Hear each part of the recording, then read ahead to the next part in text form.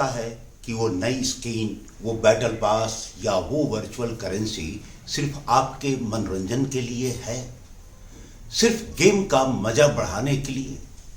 फिर से सोचिए, आपके पसंदीदा गेम्स अब इंटरनेशनल क्रिमिनल्स का नया अड्डा बन चुके हैं। यह सिर्फ खेल नहीं है, यह है सीमा पार मनी लॉन्ड्रिंग का एक गुप्त और खतरनाक रास्ता। नमस्ते दोस्तों, मैं हूं आलोक वर्मा और आज हम उस काले सच से पर्दा उठाएंगे जो आपकी गेमिंग स्क्रीन के ठीक पीछे छिपा हुआ है। जी हां, इन गेम परचेज जो मूल रूप से फन के लिए बनाए गए थे, अब अपराधियों का अपने काले धन को सफेद करने का माध्यम बन चुके हैं। ये गेमिंग की दुनिया की गुमनामी और ग्लोबल पहुंच का फायदा उठाकर पारंपरिक बैंकिंग निगरानी से बच निकलते हैं। लेकिन यह सब होता कैसे है, बताऊंगा, अंत तक जरूर बने रहिएगा। दरअसल साइबर अपराधी बहुत शातिर होते हैं। वे इन तरीकों से गेमिंग इकोसिस्टम का फायदा उठाते हैं। सबसे पहला और बड़ा तरीका उनका है स्किन्स और वर्चुअल करेंसी। अपराधी अवैध धन से गेम के अंदर दुर्लभ आइटम्स या करेंसी खरीदते हैं। ये स्किन्स डिजिटल सोने की तरह काम करती है। इन्हें ट्रेस करना मुश्किल होता है। किसी भी जांच एजेंसी के लिए इनको ट्रेस करना काफ़ी मुश्किल होता है और ट्रांसफ़र करना बेहद आसान। बाद में इन्हें सेकेंडरी मार्केट में बेचकर पैसा साफ कर लिया जाता है। मनी लॉन्ड्रिंग का दूसरा तरीका है ट्रेल्स को धुंधला करना। वे बड़ी रकम को हजारों छोटे छोटे परचेज में तोड़ देते हैं ताकि वे एक आम गेमर की तरह दिखें और किसी को शक न हो। वे एक देश में गेमिंग वॉलेट को अवैध पैसों से टॉप अप करते हैं और दूसरे देश में कैश आउट करा लेते हैं। बैंकों को इसकी भनक तक नहीं लगी। और यही नहीं रुकता, ये सब सारा काले धन को सफ़ेद करने का धंधा यही नहीं रुकता।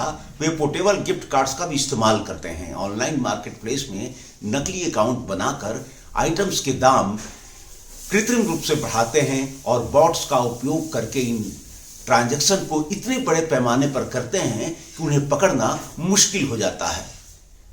वे तो युवा गेमर्स को आसान पैसे का लालच देकर अनजाने में अपना मोहरा भी बना लेते हैं।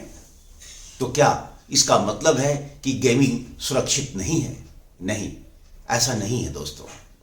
सरकारें, नियामक और गेमिंग एजेंसियां अब जाग चुकी हैं और जवाबी कार्रवाई कर रही हैं, लेकिन जरूरत आपको भी सावधान रहने की है। अब गेमिंग प्लेटफॉर्म पर भी बैंकों की तरह कड़े AML यानी एंटी मनी लॉन्ड्रिंग नियम और KYC know your customer check लागू हो रहे हैं।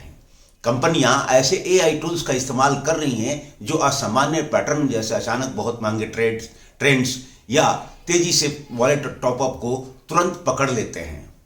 इतना ही नहीं, इंटरपोल जैसी अंतर्राष्ट्रीय एजेंसियां अब 196 देशों में जानकारी साझा कर रही हैं ताकि इन अपराधियों को सीमाओं के आर पार भी ट्रैक किया जा सके। गुमनाम अकाउंट्स पर लगाम कसी जा रही है और ब्लॉकचेन टेक्नोलॉजी से ऑडिट ट्रेल्स बनाए जा रहे हैं। इन गेम परचेज पर अब केवल मनोरंजन नहीं रहे, ये जानने की जरूरत है। इस वीडियो का मकसद यही था, ये बताना था कि यह वित्तीय अपराध का एक नया मोर्चा बन चुका है, नया माध्यम बन चुका है। अपराधी टेक्नोलॉजी और आपकी साइकोलॉजी का फायदा उठा रहे हैं, लेकिन हम और आप मिलकर इसे रोक सकते हैं। एक गेमर के तौर पर हमेशा आधिकारिक प्लेटफॉर्म पर ही खरीदारी करें। अगर कोई ऑफर सच होने के लिए बहुत अच्छा लगे कि बहुत ज़्यादा प्रॉफिट है, तो सावधान हो जाएं। आप अनजाने में किसी अपराध का हिस्सा बन सकते हैं। सुरक्षित रहें, समझदारी से खेलें और इस जानकारी को अपने गेमर दोस्तों के साथ शेयर जरूर करें। यह जानकारी दिल्ली पुलिस के इंस्पेक्टर रमन कुमार सिंह द्वारा उपलब्ध कराई गई है। जल्दी फिर हाजिर होऊंगा एक नए मुद्दे के साथ। तब तक के लिए नमस्कार।